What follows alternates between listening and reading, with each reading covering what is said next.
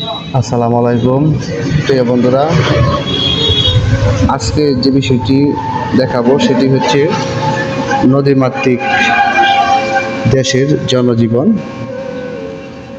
নদীমাতৃক দেশের জনজীবন কেমন হয় যতটুকু পারি তুলে ধরব। নদীমাতৃক দেশগুলির মানুষ সাধারণত কিছুটা সরল সোজার টাইপ হয়, আর কিছু ব্যক্তি আছে তারা জলদস্যুর মতোই হয়ে থাকে। নদীমাতৃক দেশের জনসাধারণ যেভাবে চলাফেরা করে খুবই করণীয়, আবার কেউ রাজার হারে চলাফেরা করে। নদীমাতৃক দেশ বর্ষাকাল আসলে অনেকের কষ্ট হয়, আবার অনেকের লাভবান হয়। যেসব জেলেরা আছে মাছ ধরে বা ব্যবসা বাণিজ্যে আছে তারা ভালো থাকে। অনেক পরিবার আছে তারা চলাফেরা সংসারে খুবই সমস্যা হয়।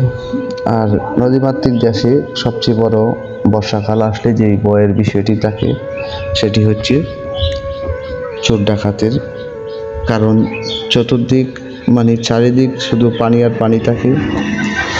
রাতের বেলা যে কোনো সময় যে কোনো মুহূর্তে ডাকাত দল এসে আক্রমণ করে অনেক সময় মানুষের সর্বোচ্চ লুটে নিয়ে যায় এবং গরু ছাগল এগুলা নিয়ে যায়। নদীমাতৃক দেশ সুখেও ভরা আবার দুঃখেও ভরা।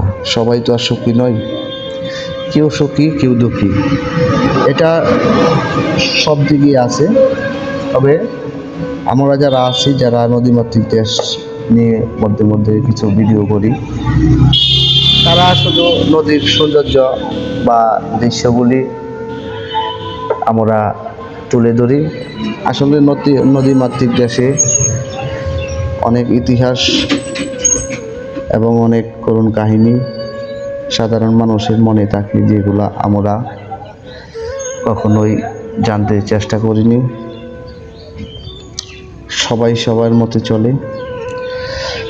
আসলে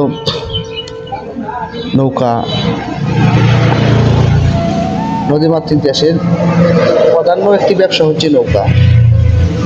যাদের নৌকা আছে, অনেক নৌকার মালিক আছে যারা সিলেট থেকে পাথরের ব্যবসা করে। নদীমাতৃক দেশ তারা সিলেট সুনামগঞ্জ থেকে পাথর এনে বাংলাদেশের বিভিন্ন জায়গায় সাপ্লাই করে থাকে এবং তারা দিয়ে থাকে। আর নদীমাতৃক দেশ বর্ষাকালে হয়তো একটু সমস্যা, কিন্তু আনসিজনে অনেক সুন্দর হয়। এই যে দৃশ্যগুলো দেখতে পাচ্ছেন, এগুলো অনেক সুন্দর দৃশ্যগুলি। এই জায়গায় চারটি থানা অবস্থিত: বাজিতপুর, ফুলিয়াচর, ওরাইল থানা এবং ভৈরব থানা। এখানে চারটি থানা অবস্থিত। আর আমি যে জায়গায় দাঁড়িয়ে ভিডিও ধারণ করছি সেটা হচ্ছে আমাদের বাজিতপুর থানায় অবস্থিত, বাজিতপুর এরিয়া পড়েছে।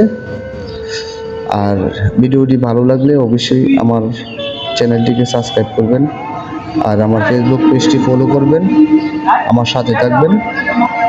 আপনাদের সহযোগিতায় আমি আপনাদের কিছু ভিডিও উপহার দিতে চাই, তার জন্য